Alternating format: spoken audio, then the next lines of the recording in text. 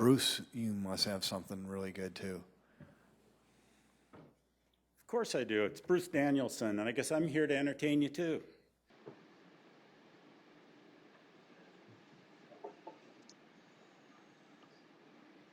I'd like to call this informational meeting of Tuesday, May 17th, 2022 to order.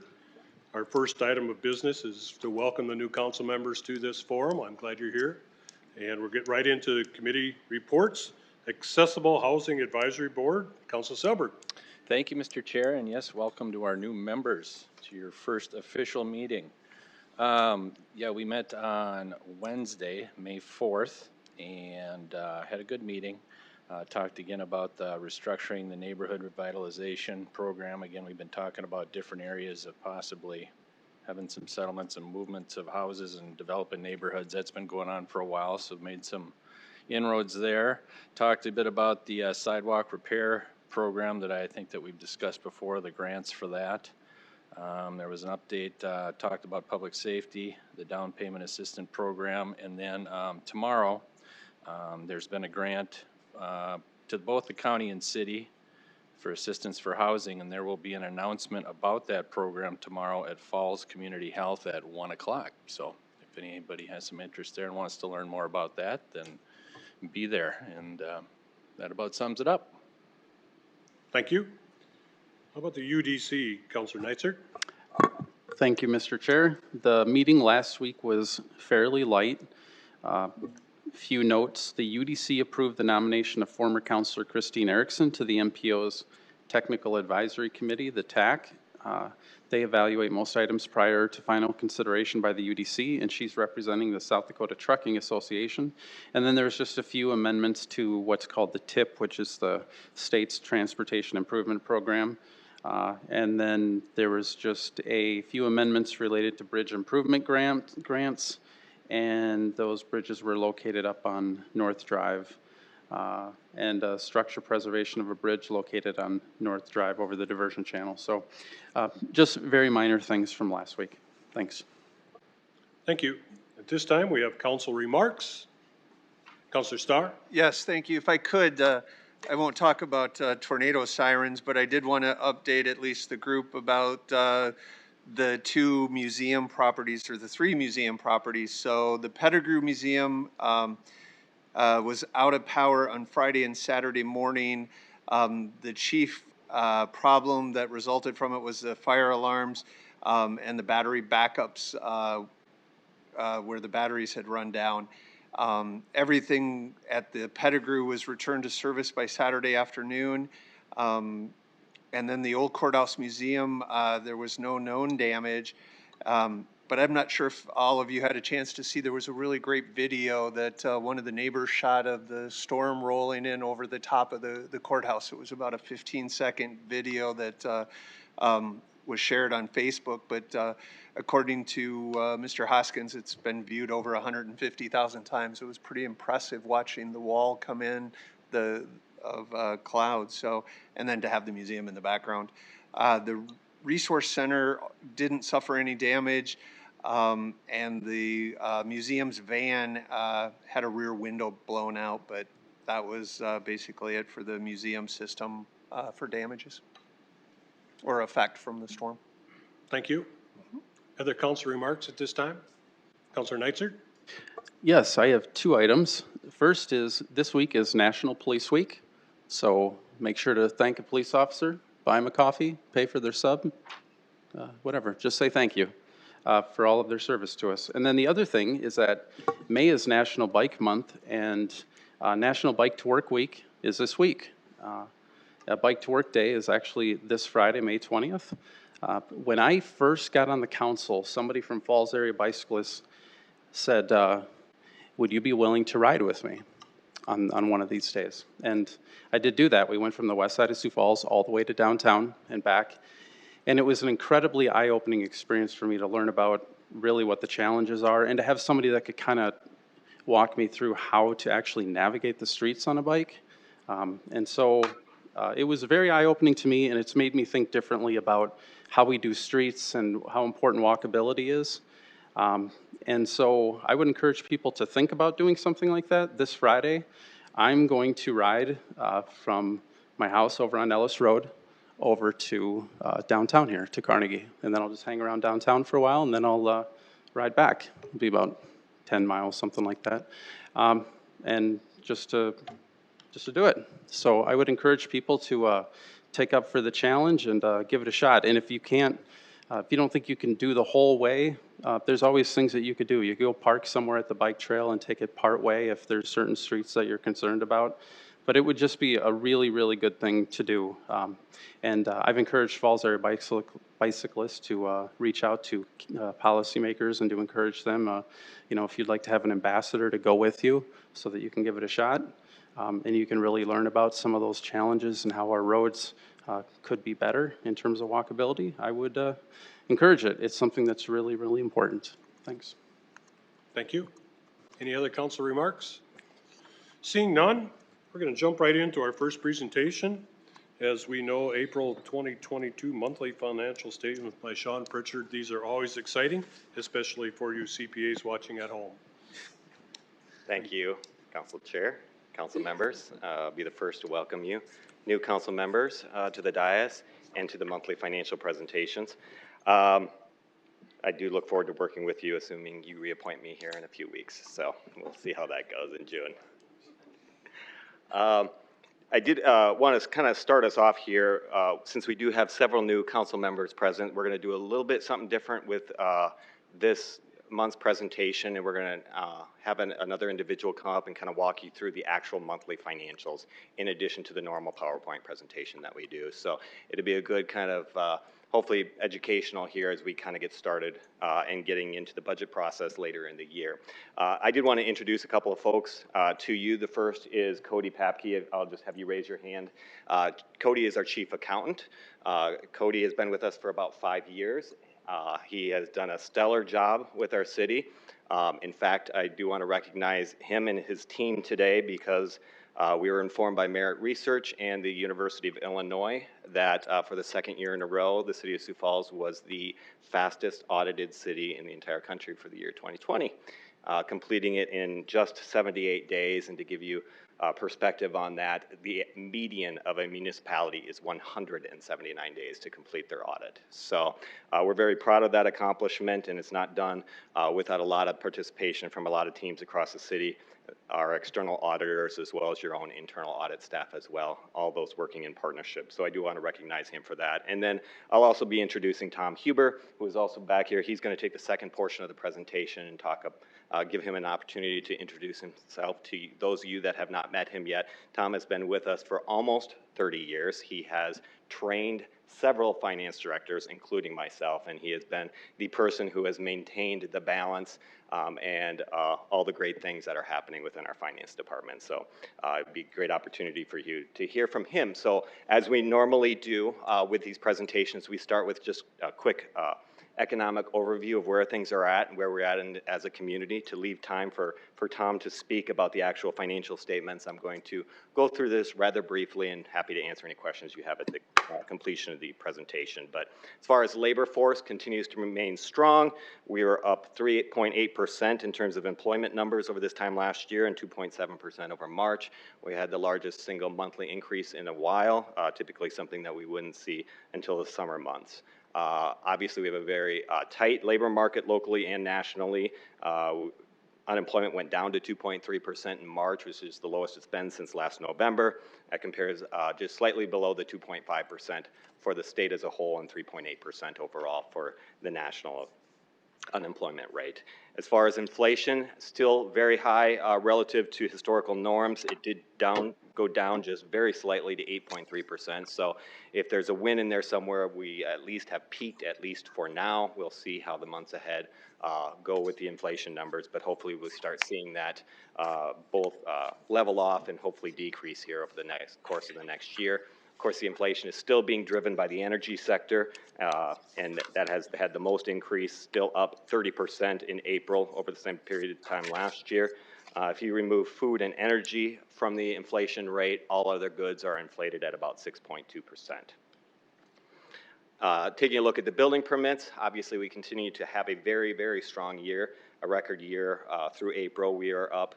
We over $500 million in permits issued through April. As that compares to last year, at this time, that's up 224 million. We're up 70% of where we were last year. We're up 242% from where we were just 2 years ago. New commercial is, of course, driving most of this increase. The office, institutional, educational markets are, that sector is up $138 million in values over where we were previously. And of course, multifamily remains very strong as well, also up $56 million over an already strong year of where they were last year at this time. As far as total building permits that have been issued, we have 1,100 issued so far, almost 300 more for multifamily than what we had last year at this time. On the single-family housing side, we're about 40 down from where we were previously. On the sales tax collection side, as we look at this month over month, April was kind of an important month as we start to plan for the budget and start making some projections going forward. So as you can see, during that COVID period of the 2020, we had several negative months of sales tax growth, and we leveled off at basically net zero for that year. When things really started taking off was April of last year, and so for us it was really key to see could we grow above that 25% increase that we took at this time period last year. And as you can see, we did grow 10%. Which is a sizable growth for us, but if you back out the inflation of 8.5%, that's kind of embedded in that number. True growth is about 1.8%, which is not inconsistent with kind of where we've been over the long term if you look over the last 10 years. So while that's a good number, it's not an out of the ballpark number when you start backing out inflation. However, if you look at our entertainment tax sales tax numbers, we were up 21% over a strong growth month last year. So that is very positive to see. That number, of course, is driven primarily in part by restaurant sales because this has a limited tax base, and secondarily by hotel sales. We have not had the industry data released to us from the state yet, so it's hard to say exactly what's driving the increase in the entertainment tax side in particular, but knowing what the occupancy rates and the revenues are coming into hotels, that's had a very strong month during that month of April, which is actually the March transactions that they had. So I think in part that's probably driven by what you'll see here in a couple of slides in relation to what's happening in the hospitality sector. On the lodging tax side, again, this is about this time last year and really in May when the hospitality really took off here locally, coming out of a very tough year from COVID. This sector was hurt the most.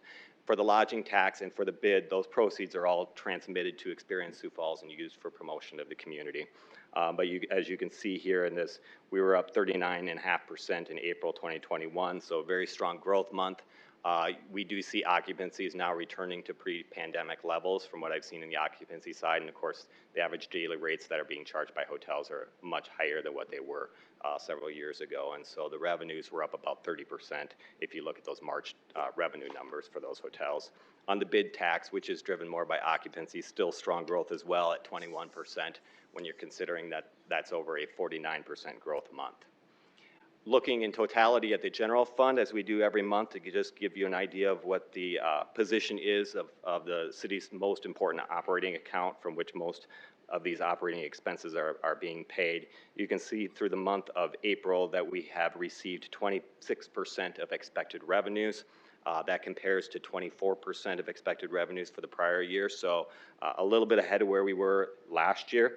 This is driven primarily by those increased sales tax numbers that we've been receiving thus far this year. The other thing I will point out here as well is that property tax figures are half of our property tax revenues, or a large portion of it comes in May. The other portion, large chunk, comes in November. That's timed with when people typically pay their property taxes. So you will see a significant increase in cash coming into the city. As you can see, we're at 40, jumps almost 22% of our budget will be coming in here during that month of May. On the expenditure side, we are 29% expended through this portion of the year. That's up about $12 million from where we were last year, where we were about 26% expended. However, I'll just give a reminder of what I had stated last month is that we do one time annually a large transfer into our internal service funds, our technology fund, our insurance pool, our workers' comp fund. These are all things that we budget for and then maybe for self-insured items. That transfer was made in the first quarter of the year, which the staff feels would be more helpful from a forecasting perspective, and so we will be doing that transfer in the first quarter of the year, and so that's driving a little bit of the difference between the comparison year over year. Last year, that transfer had been made, I believe, in the July period, and so typically after the property taxes were received. So with that, I'm going to turn this over to Tom Huber, who's the Assistant Finance Director, and I will be happy to stand by for any questions that you have after he concludes. Thank you.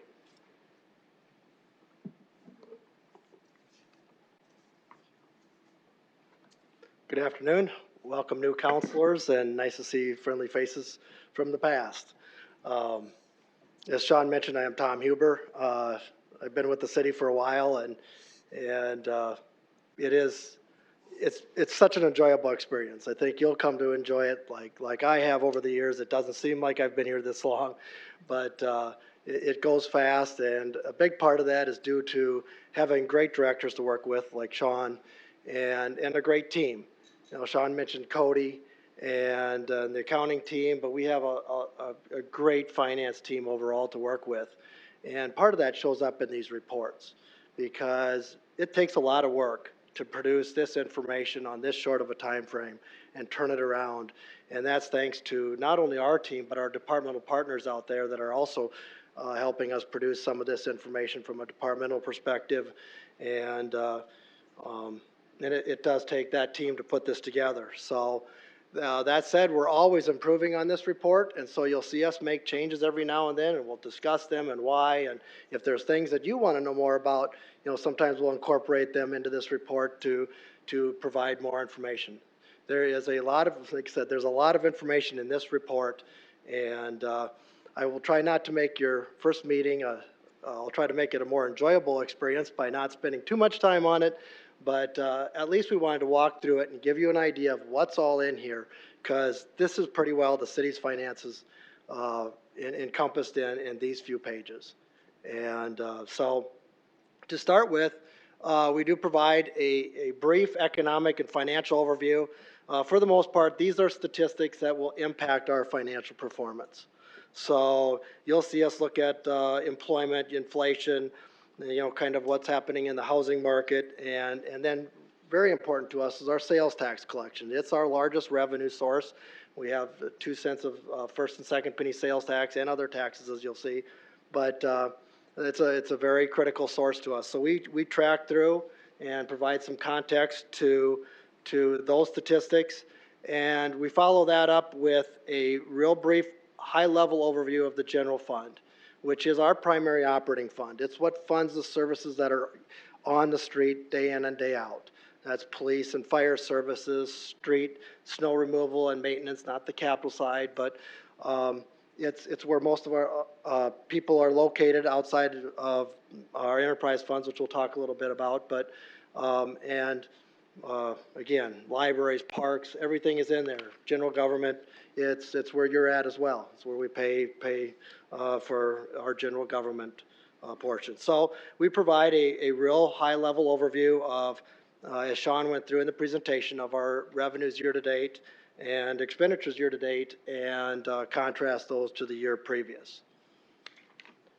The table of contents. If you ever want some light reading, here it is. This pretty well outlines how we account and finance everything. Our financials are driven by sources and uses, and we collect specific revenues for a specific purpose, and we use them for that service. And this is how we account for them, is within these various funds. They help us track the sources to those uses, and again, so to outline the services that are being provided by each one of those funds that we're paying for, either through our taxes or our rates. If we wanted to get fancy, we could call them like business subsidiaries, but they're kind of each independent to themselves. And so this does provide a pretty concise view of every page that you're going to see in this report. So as I mentioned, our general fund is our primary operating account. And so on page 1, we provide a good solid overview of this fund.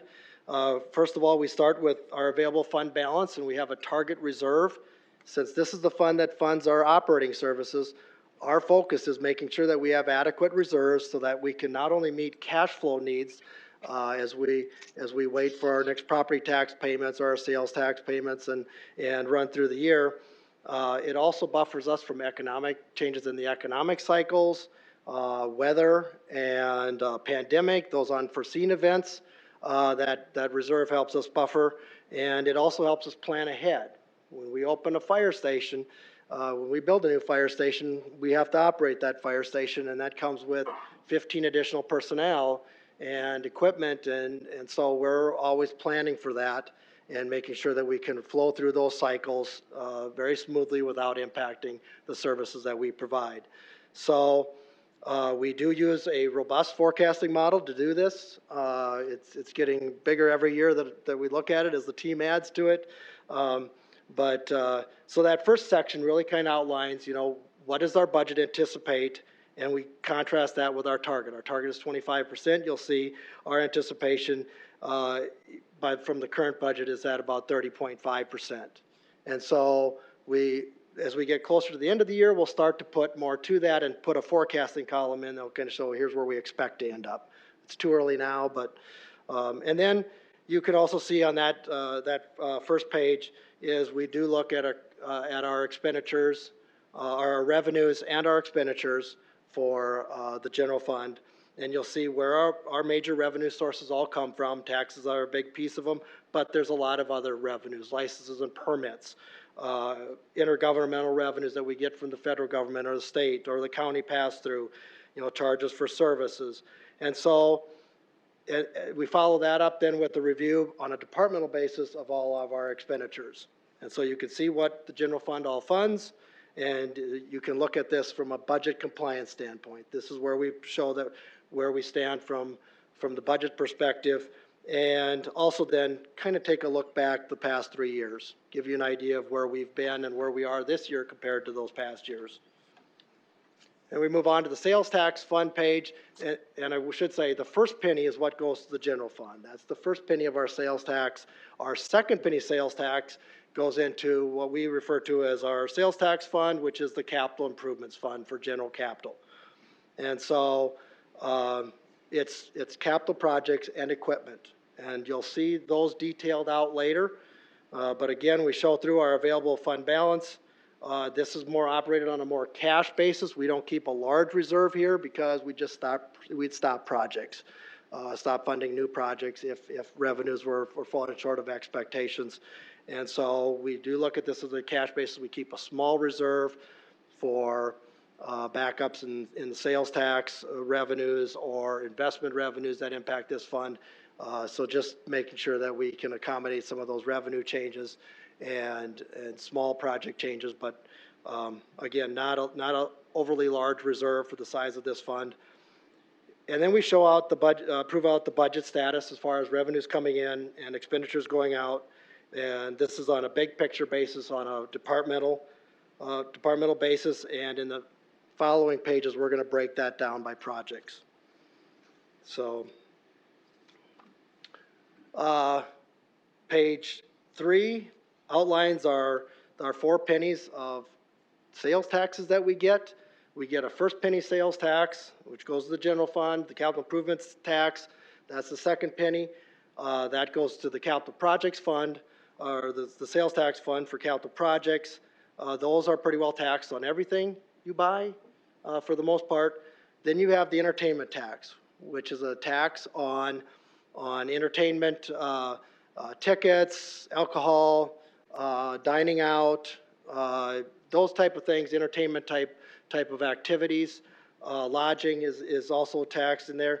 And then that tax then provides the operating support and the capital support that we would provide to our entertainment facilities. And you'll see that broken out in pages coming up. So, but again, that tax is collected for a specific purpose, and we use it to fund specific purposes, and it mainly is used to operate and to take care of and build out capital investments in our entertainment venues. And then we have the lodging tax. That is our pass-through to what used to be the CVB, the Sioux Falls Experience now, and to promote the city. The following few pages are a compilation of our other funds, pages 4 through 6. And as we go through the year, we'll highlight these funds in further detail. But you can see the list of them there. The first 4 are probably our bigger funds. These are, again, have specific funding sources, so we track them separately. And you can see a breakdown in each one of those as to, you know, the uses that these sources fund. And like I said, as we go through the year, we'll highlight more of these. Enterprise funds are a little bit different for us. They're what we call our business funds. Internal service funds operate like those. Those were on the previous page. But we look at these more on a cash flow basis, not on a budgetary basis, from the sense that the user fees that are generated from these services are used to fund the operations and the maintenance and the capital infrastructure investments to run these enterprises. We have the power and distribution fund, the public parking fund, landfill fund, water reclamation fund, basically our utilities. And again, we look at these on a cash flow basis. We have to make sure we have robust forecasting models again to project that our user fees are going to be able to cover those investments that we're going to be making coming up into these facilities, as well as being able to operate today's services. And so you'll see a line, the first breakdown is the cash flow from operating activities. These are normally always positive because, again, these monies are being set aside and built up over time. And then you'll see the next big section there is capital and financing activities.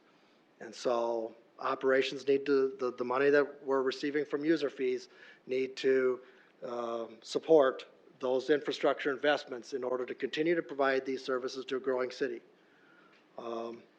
And again, we have rate models that are designed to help us in forecasting, in the Public Works Department, forecasting through forward years to always look ahead and making sure that we can fund these activities long term. Then we have several pages, and I'm not going to go through these in much detail, other than this is outlining our capital program. We have a very large capital program, and as you can see, a current budget for capital, that's infrastructure and improvement investments, as well as OSEP, which is our other capital expenditure program, mainly equipment. You'll see there that our current budget is $540 million. And capital projects do carry more than 1 year, so these will carry from year to year. But the first page just outlines it basically on a fund basis and a departmental basis. And then future pages outline the capital program on a project basis, so you can see the whole list of projects that the city is funding and keep track of them. We also provide a status code at the bottom that'll tell you kind of where the project's at. Has it been bid? Is it under construction? And then we show expensed and encumbered, so money that has already been spent and money that is under contract to be spent when we let the bids. And pages 12 through 15 then just basically outline the same thing for capital equipment. A lot of information, a lot of detail, but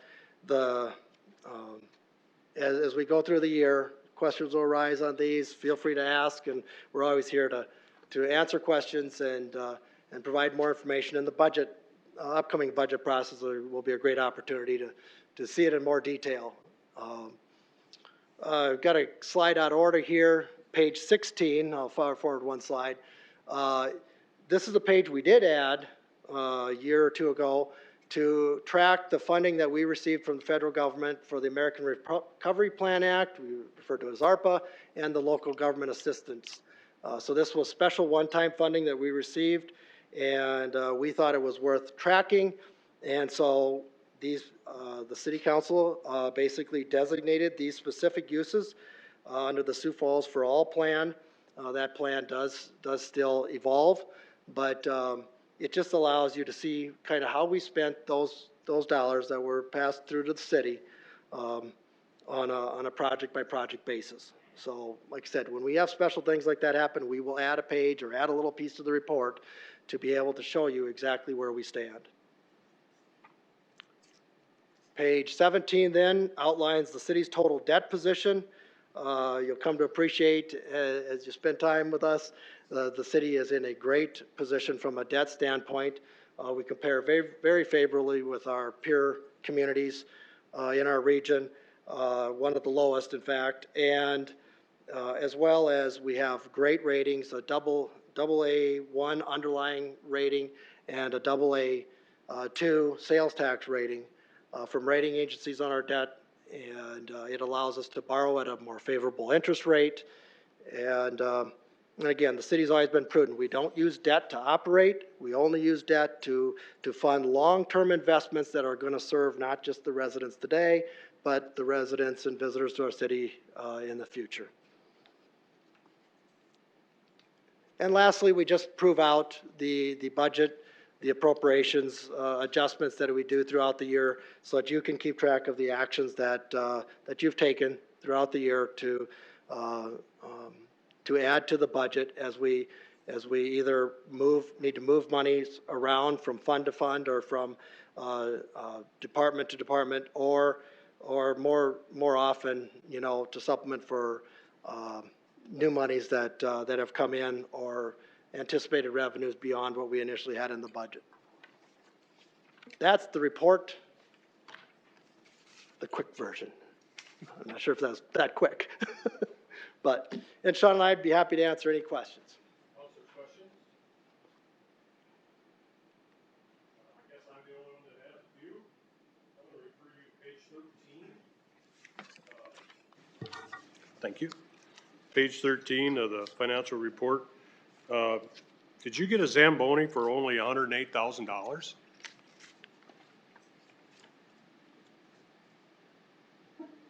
Most Only? Yeah, I most. believe that's what I was just going to say that's a steal on a Zamboni. basically Congratulations. not far off what they budgeted, so. No, but way to save some money. Are you No, looking for one? No, I actually passed. Probably on won't one. get city pricing on that. There was one on Craigslist not too long ago for $6,000, but I passed on that. And if I refer you to your new page 16, it comes to the ARPA money and now if we're 25% or 30% through our budget year, tell me why we're not 30% through spending this money, because it should be sitting in our checking account waiting to go out. Well, a lot of these, and I'll let Sean address that in more detail, he's worked closely with this program, but some of these projects are long, again, capital projects that will take a while to happen. They're not operating activities that would happen on on an annual basis, so some of these will take a while to complete, so. Anything else you want to add to that? Yeah, that's fair. As Tom said, most of these are for capital projects, and so because they haven't been bid yet or committed to, we can't show them as either encumbered or expense, and so the funding is available. Also, we don't actually get our second tranche of ARPA money until July, so that's another $12.5 million that we've designated, but we haven't actually received any of it yet. And then the other piece of it is some of these were done over multiple years, so like we have until the end of 2024 to expend the ARPA money, or to encumber the ARPA money. It has to be expended before the end of 2026. So a lot of these agreements that we've entered into, whether it's with Call to Freedom or et cetera, they're over a 3-year time period. And so we will budget for them every year. So not all of it was budgeted in this year. It was expected to kind of carry them for up to a 3-year period. So, but most of it is because they're capital projects and they just haven't been bid yet. So. Thank you. Yep. Other questions? Seeing none, thank you very much for an exciting financial presentation, which new counselors can expect every month. We'll move on to our next presentation, Downtown 2035 Plan. Gary Nyberg.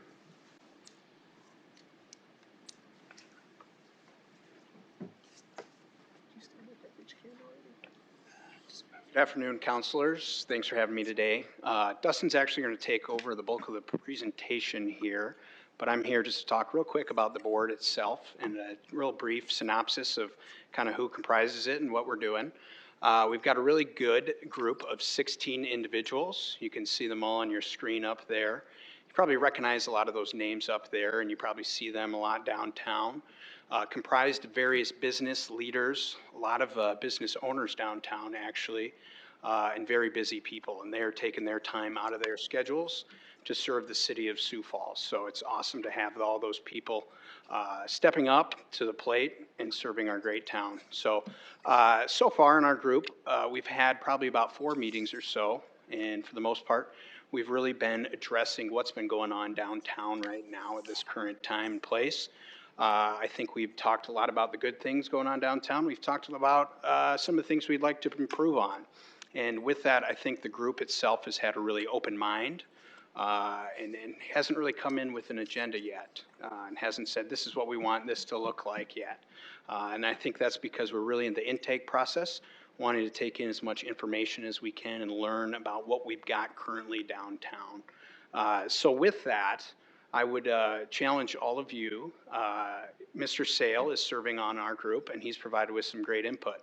But we'd like to hear from you as well. You guys are certainly some of our most engaged citizens, and we know that you all have a lot of input. So we'd love to hear from you. We'd love to hear your questions. We'd love to hear some ideas that you may have, and we'd love to take those into consideration. So don't be afraid to reach out to me. Don't be afraid to reach out to any of these individuals directly or Dustin as well. Also, as I mentioned, a lot of time and effort by these people going into this plan. By the time this gets done, they'll really have put in a lot of hours to this. So if you do see these people downtown, if you see them elsewhere in a community, say thanks to them because they're doing a great thing. I'm going to turn it over to Dustin. He's going to do the bulk of the program, but I'll be here at the end if you have any questions for me as well. Thank you.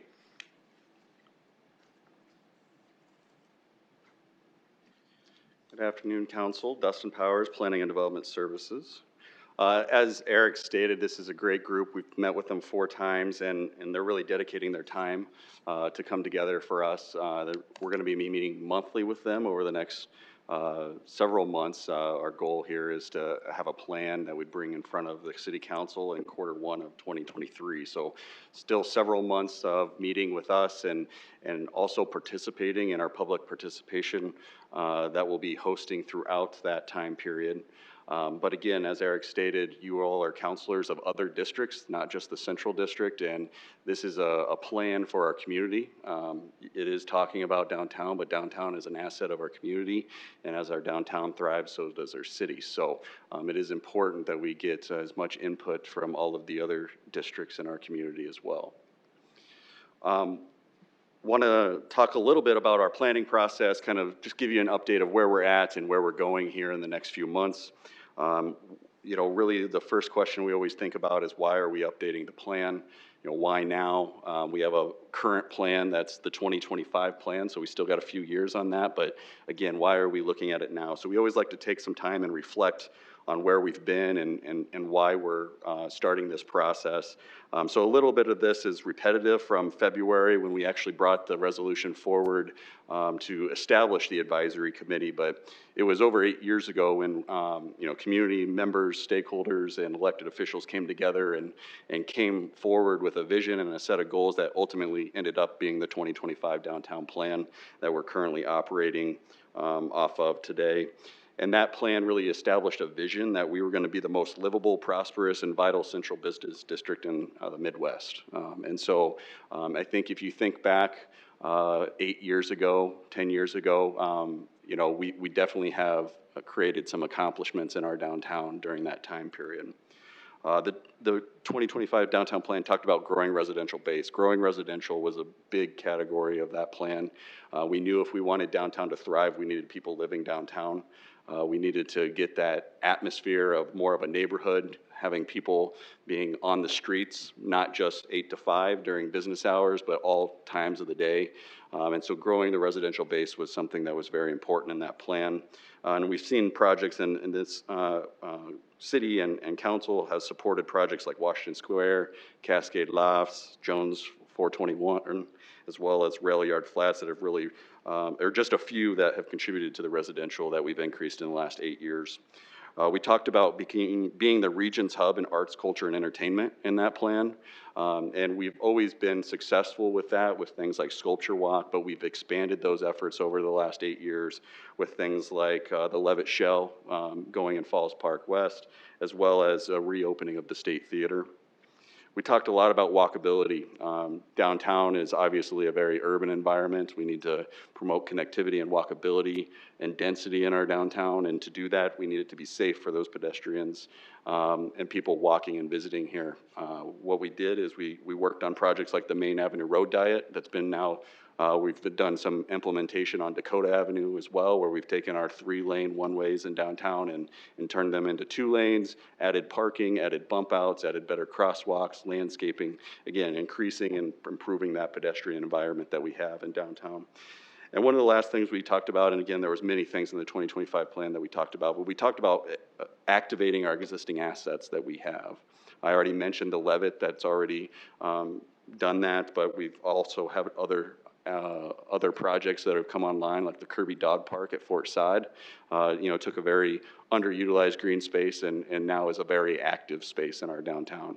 And we've seen projects come in line that are here that we're planning for and designing today, like Jacobson Plaza at Falls Park. So again, major investments that are going to our downtown area to promote the success of our downtown.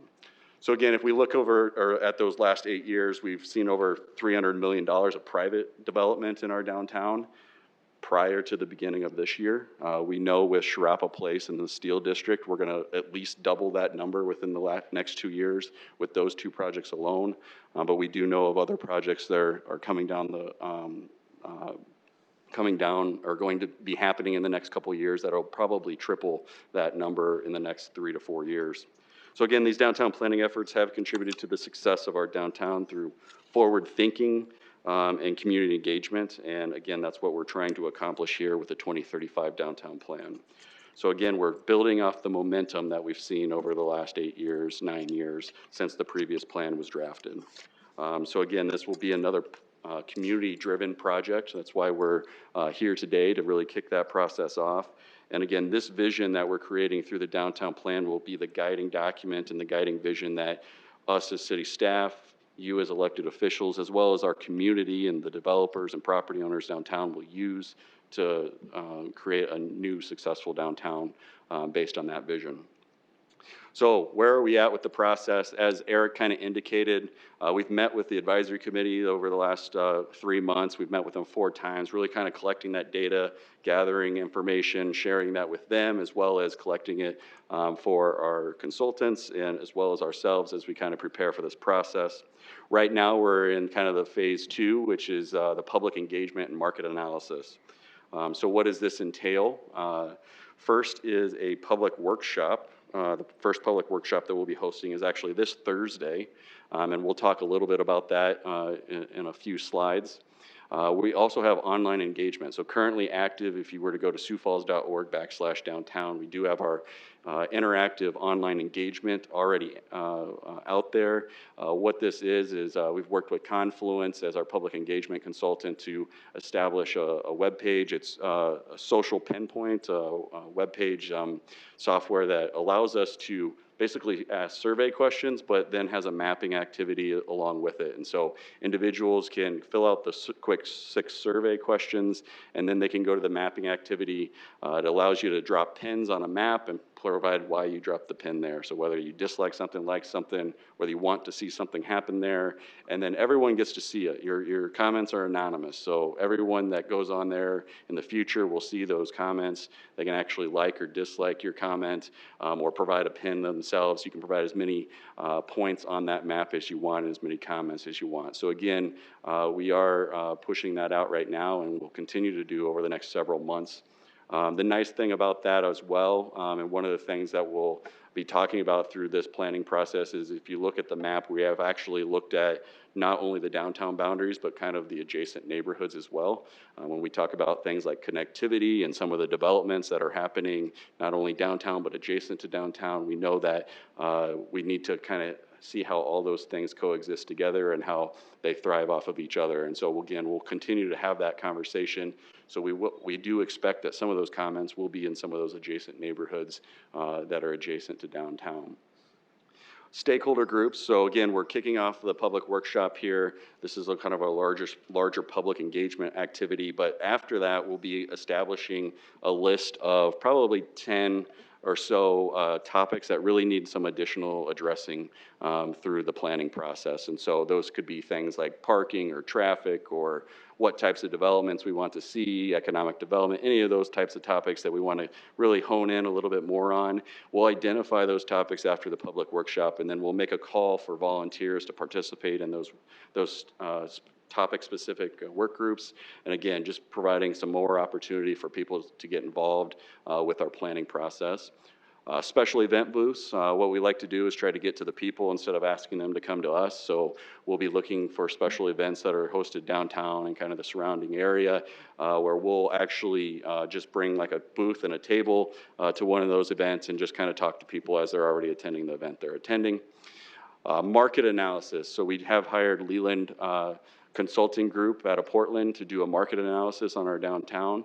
They will be here Thursday. They'll be participating in the public workshop. Also on Thursday and Friday, we've scheduled 15 to 20 interviews for them with people familiar with the Sioux Falls market that they'll be conducting over those 2-day period, really getting a feel for the current markets and then helping us project for the future. So again, they're going to identify the market potential for all the different market segments that we have in downtown, but they're also going to be helping us develop a market-based development strategy for downtown Sioux Falls. So when we look at what we're trying to do here, we're trying to get public input and create that vision. What does everyone want to see? But we also want to look at the market reality a little bit and see how that's going to look for the next 10 years as we establish this vision.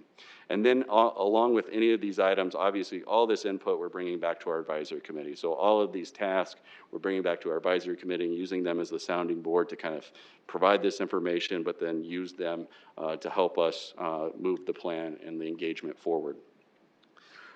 So following that, Q3 of this year will be kind of where we summarize where we've been. So really between now and September, we're going to be collecting that public engagement. We're beginning hosting those stakeholder groups. We're going to be having those special events, and we'll be completing the market analysis. Around September, all of that will be we'll kind of wrap that all into a bow, and we'll be sharing that information. We'll be hosting another public workshop at that point in which we'll be inviting the public to kind of share the results that we have with the market analysis and what we've seen so far through public engagement. We'll be able to update the interactive online website. So as we kind of work through this process, we can actually update that, ask different questions, provide different scenarios for people to respond to through that online engagement. So that'll be fun for us to kind of hear everything and then kind of push it back out and see if we've summarized that correctly. And then again, public input will be reviewed on all of the information, the market analysis and everything with our advisory committee. Q4 this year, we'll be working on drafting the plan. So again, once we've collected all that information, we'll then push it out, see where everyone's at with it. Then we'll start to draft the plan. We'll have an open house once we have a drafted plan in order for people to provide input. They'll be able to disseminate and read the plan on our website that we have available and provide us comments through that. And then after all of those comments, we'll be able to finalize a plan and bring that forward in Q1 of 2023. So where are our next steps? Again, we talked a little bit about this already. Thursday, May 19th, this week, we'll be hosting our first public workshop. We do have 2 sessions available, one at 4 and one at 6. They'll be about an hour and a half long. We'll have a presentation that'll really look at kind of a summary of what we've accomplished with the 2025 plan. We'll look at some market data that our market consultant will provide, really providing the background and setting up this process again for the public that will attend the meeting. But then we'll have some virtual exercises through the PowerPoint. They'll be able to use their cell phone to respond to questions that we'll be asking. And then we'll also break out into work groups later on in the session where we'll actually have mapping exercises as well as board activities for individuals to partake in as we kind of lead them through those activities at the workshop. So again, those both sessions are at the library downtown Thursday. The flyer on the screen, again, is what we've been posting. We've been sharing this through social media. We've also sent postcards to all of the owners downtown, along with everyone that's in the study area. So that kind of few block area in each direction and to the adjacent neighborhoods, postcards have went out to and invited them to this public workshop. We're also, again, hosting the online engagement, so that's active and will be active again throughout this public engagement phase here between Q2 and Q3. And then again, we'll be establishing those stakeholder groups here in the future. So again, our goal is to get as many and as much public input through these processes over the next 6 to 8 months before we actually draft a plan and bring that forward to you. So with that, I'll wrap up and be able to answer any questions that you may have. Councilors, questions? Councilor Neitzer. I have a handful, so I'll just do maybe 2 or 3 and then defer to others. Well, first of all, I'm going to be very happy to provide input, and I can send written comments or whatever, but I guess maybe to start, the 2025 plan did make a reference to that they looked at the boundaries and they decided against changing the boundaries. And I'm not advocating either way, but I would think it's going to be a very important thing to take a look at. Should the boundaries stay static, or is now the time to move them? So yeah, if you look back actually at our 2015 downtown plan, that was so the boundaries we have today in 2000 when the 2015 downtown plan was, it was much smaller. And actually the study area was what our boundaries are today. And after they adopted the 2015 plan in 2001, about 4 years later, the boundaries actually changed because of growth and some of the things that were happening in the downtown area. When we looked at this plan, when we wrote the 2025 plan in 2014, we looked at the area and we thought there was a lot of opportunity within the boundaries we currently had. And so, things like the Steel District and Sharapa and the Rail Yard and some of the other sites that we had, we made the advisory committee and staff and the public really just decided that it wasn't time to expand the boundaries.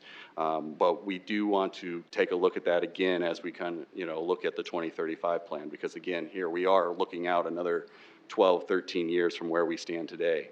And we know that there is growth and development that's kind of pushing out a little bit further. And we know that there's interest in some of those commercial corridors that are adjacent to our downtown area that currently exist. And so, again, we do know that there's some market forces that are kind of at least giving us the opportunity to look at it. And I do think it will be a major conversation as part of this process. So. Yeah, among others, like, 6th and Weber, 8th and Weber, and then there's kind of a drive to push eastbound, for example. So just something to discuss. I would just point out, and this is just obvious, that I would hope that the group, and I would assume they're going to hear it, that there's a major focus on walkability, pedestrian friendly, and keeping that, because that is one of the secrets to success in the downtown area. So whatever you can do to have walkability and bicycling be basically on par, in parity with cars, that all modes of transportation are encouraged and safe. Something that would be, what this may or may not be in your, outside of your scope, and it's a bit of a hot potato, but it might be worth having a discussion about what the community and what the group thinks about things like, remember the scooters, you've got now the skateboards, you've got all of these things. It's a very hot potato, but it's something that comes up and people ask about it, and whether it's on street, off street, just what is the expectation, or what are people comfortable with? And I'm not advocating either way. It's just something that is a major discussion point. And then the last thing before I defer is another major discussion, I think, has to be talking about the barriers to downtown. My main ones that I think about are Minnesota and 14th Street, about what can we do to make those less of barriers for people that, let's say, live in Cathedral and they want to go downtown and they have to cross Minnesota. What can we do in terms of traffic calming and making it so people can get there? And you've heard the discussions about 14th Street ad nauseum. They continue to talk about that, about we need to make it safer and all of these things. So what can be done to make it so that people can get to downtown safely? So. Yeah, I do think that's going to be important, obviously, you know, trying to create those seamless transitions between the neighborhoods. It's also why we're bringing the neighborhoods into, you know, them to participate in much of this as possible as well. And again, like we talked about with the 2025 downtown plan, you know, we talked about how growing the residential base has been so successful in the downtown area, but we don't have to do that just in downtown. If we could just get the neighborhoods to be part of the downtown area, we could increase the residential base that way and the people that come downtown as well. So again, I appreciate the comments. Councilor McCarris? This question's probably for Director Eckhoff. Wondering what the correlation of the timeline is between what the advisory committee is working on and the city assets of the parking ramp and the rail yard land, and what role the advisory committee has on those two city assets of how's this all match up timeline-wise, and what the advisory committee's participating in those conversations. Good evening, Council. Jeff Eckhoff, Planning Development Services, and welcome to the new councilors as well. And man, you like to hit the ground running, don't you?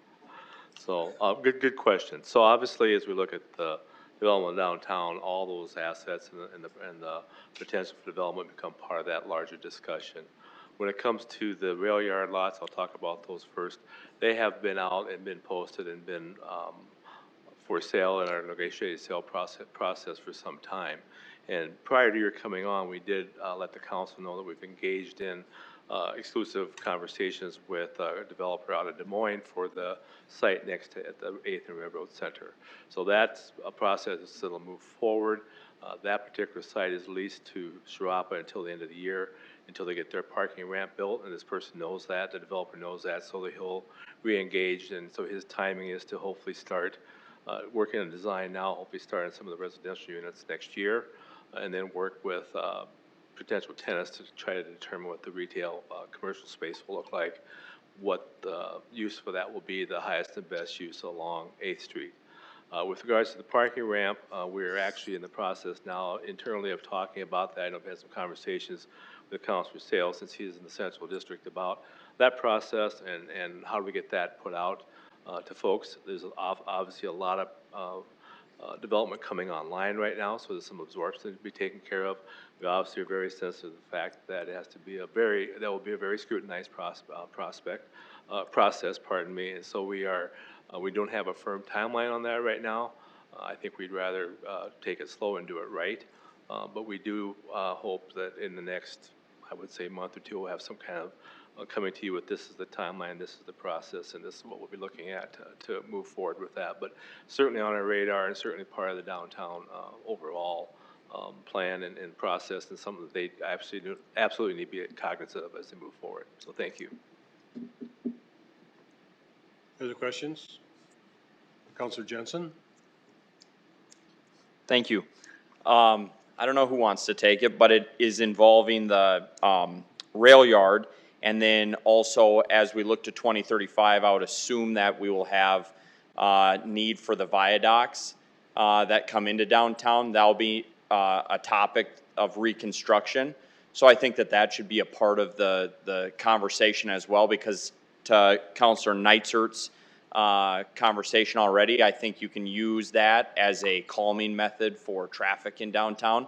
But then also as, you know, as a project that might come online, fills that, it could also lead to the bike trails just, you know, to the east of that as well. So I think that that would be a project. I don't know if you guys have a timeline for when the viaducts needs to be replaced or repaired, but I think your city would love to see the viaducts come down and have a different entrance in from the east side into downtown, so. Yeah, I don't have an exact timeline on you, but we do, you know, obviously our Public Works team probably has a better timeline, and one of the things that we'll be doing, obviously, as part of this process here in the next probably a month or so, is we're actually be reaching out to all of the other departments that work at the city. Obviously, every department has some aspect of downtown as part of their programming as well as their budgeting, and so we'll be working with them to really bring all of those elements together, because this is a holistic plan for downtown. It won't get as specific as, you know, CIP and what we're talking about in terms of dollars, but it can lead to conversations like that. And so ultimately, we've had that internal conversation for some time now of what the future of those will look like. And again, we'll be working with the Public Works team. But again, as the rail yard area redevelops, as part of that, we're extending kind of a loop bike trail that's already been established along Rail Yard Flats and Sharapa, and that will continue on the east side of really the rail yard area, the active rail lines, and will connect into our existing bike trail. So providing that connectivity, and then again, how does that link up with what the future of those look like? We'll have that conversation. Whether that lines up with the 2035 vision, or what can we do to really start that conversation if it's a little bit further out than that. So. And understood, and I appreciate you already starting to reach out to those departments. So it's just a great entrance in from the east side into our downtown. So it could be really something unique. And then my final question or comment, when you guys get your draft plan kind of put together, and we'll be involved in the whole deal as we go along, I think it might be who of us to bring you back and have another informational or a working session, just so that we can, formalize it from our standpoint. So I think that might be helpful, but I'll leave it in your capable hands to decide that. Yeah, absolutely. I think probably the next update that we'd like to give is probably once we get through this kind of public engagement piece and we kind of have that market analysis information that it's completed. I think we'll come back at that point, present that information to you like we'll be presenting to the public at that point in time. That'll give you kind of the update of where we're at. As we kind of move through to the drafting phase, then I do think it would be prudent for us to come back and share where we are with the draft and work with that, with the council here on that before we actually bring it for formal adoption. So, yeah, absolutely. Other questions? Councilor Neitzer? Okay, here's some more suggestions. 2nd Avenue by the post office, way too wide. Way too wide. We've got to do something over there, and it will spark economic development. That might be getting a little too in the weeds, because it's more of an overarching plan.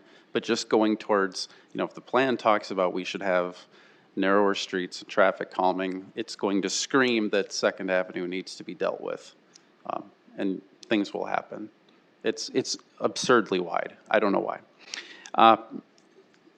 And to Councilor Jensen's point, the thing about the viaducts too is one of the complaints you hear from downtown neighborhood residents is people flying on and off the viaduct in vehicles and motorcycles and making all kinds of noise. So doing something about the viaducts and maybe the entrance into downtown would have the secondary effect of addressing some of that. That's one of the most common things I hear from people that live on Phillips and stuff, is there's motorcycles always screaming down the viaduct, right? So discussions about that. If there was anything you can discuss in terms of either, like Pittsburgh prohibits new surface parking lots downtown. They have for several years. You just can't do it. Just discussion about either prohibiting or severely, they should be a last resort, surface parking lots. You just don't want them. And then what can we do about existing ones? Because those are dead spaces that pedestrians walk by. What can you do to potentially get rid of them, activate them, do something else? So surface parking lots. And then I think if we could encourage tactical urbanism, all of those little projects that we've tried and things, like downtown is a laboratory to do some of that. Like our wine bar, we did that crosswalk. And then we made that permanent, and it's a wonderful fixture. And at the time when people just put up pylons and they painted it and stuff, a lot of people were saying, well, this is really goofy. What is this? But people love it now. So things that we can do that and do those sorts of things. And then if you might think about whether or not you should encourage, I think we should encourage facade easement. That kind of fell away for a little while. I think it's maybe back. So that's something that as we value facades and keeping those preserved. And then my last comment is actually a question. One thing that sometimes is discouraged is one-way streets. There's some that would propose that you shift them to two-way streets as a form of traffic calming. Are we going in the direction of kind of like with Main Avenue rather than, because you could potentially take something like Dakota and make it like a two-way. That's one thing you could do, or is more of the thought, because I know Dakota Avenue is in the CIP as a road diet potentially in coming years. of, rather than going to the two-way, to do more just bulb outs and just lose a lane and just narrow it, and that Dakota Avenue is an entire corridor, maybe eventually would look much like Main Avenue? Yeah, I think, you know, where we're currently at is we've looked at those one-ways and we've really kind of adopted the road diet concept, but I do think as we continue through this conversation, I know that conversation of whether those should be two-way will come up again. And again, we'll revisit that as kind of the long-term plan and see what we can do. I know that when we actually talked about that in the previous plan, in the 2025 plan, we talked about how we can, we had a work group that specifically talked about traffic and traffic flow and those things. And ultimately what came out of that was the kind of the diet concept, because that was the next achievable thing. I think that was where we were able to get support from. I do know that with 10th and 11th too, that does cause, you know, some of the concerns because those are one ways too. And so when we talk about, we like to talk about Main and Dakota because we think those are maybe the easier ones to address, but we really need to look at it holistically with all traffic, the whole traffic grid that we have in downtown, and then also how that affects traffic flow. So I do think that'll continue to be a conversation. And again, you know, we're here to have that conversation. That's what we're looking for. So. And that's, I'm glad, maybe my last point is 10th and 11th, that comes up from people many times too, is what could we do there in terms of just saying, this is downtown. And so like traffic engineers would say, you know, these are crosstown routes as well. And so they may be resistant to doing some traffic calming things that maybe we say, while you're in downtown, it's going to be slower and there's going to maybe be bump outs or reductions and whatever. And that goes to also going towards Grange, that area from, and this is somewhat of a hot potato too, but going from Minnesota to Grange, that 10th and 11th stretch, that is just screaming for becoming the next part of downtown. Now, there's some challenges with existing land uses, and we all know what that is and all that stuff, but that particular area, but I don't think you're going to see the vibrancy and the development happen there as long as those two sides of 10th and 11th are as wide as they are. I think there's going to have to be some public infrastructure and some traffic calming and narrowing, and then development's going to follow it. But while it's completely 3 wide lanes and utterly unwalkable over there, it's not going to do anything, not to mention the land uses we have to deal with. But that area, I think, is going to be another ripe area to potentially expand the boundaries of downtown. And that would open up some other things too. If it becomes part of the DTPUD, there's some other things in terms of like, then you can use parking downtown, you can use shared use parking, and you don't have to provide parking on site. And there's all of these things that you could do, whereas while it's in a normal zoning district, they've got to provide the parking on site, and they've got to do all of these things that end up being barriers to getting a project done because they just can't put the land together. So that's my thoughts. Thanks. I'd like to remind the council, we do have an executive session to get to. So if your questions are very important, we'll take them now. Hearing none, I'll take public input. Seeing none, Councilor Jensen. Thank you, Council Chair. I'd like to make a motion to enter into executive session for consulting with legal counsel or reviewing communications from legal counsel about proposed or pending litigation or contractual matters pursuant to South Dakota Codified Law 12523. Second, Neitzert. Okay, moved and seconded. Do we need a roll call on that? Here we go. Councilmembers Barranco? Yes. Cole? Yes. Jensen? Yes. McCurris? Yes. Neitzert? Yes. Selberg? Sale? Yes. Star? Motion's passed. If we could clear the room, executive session, please.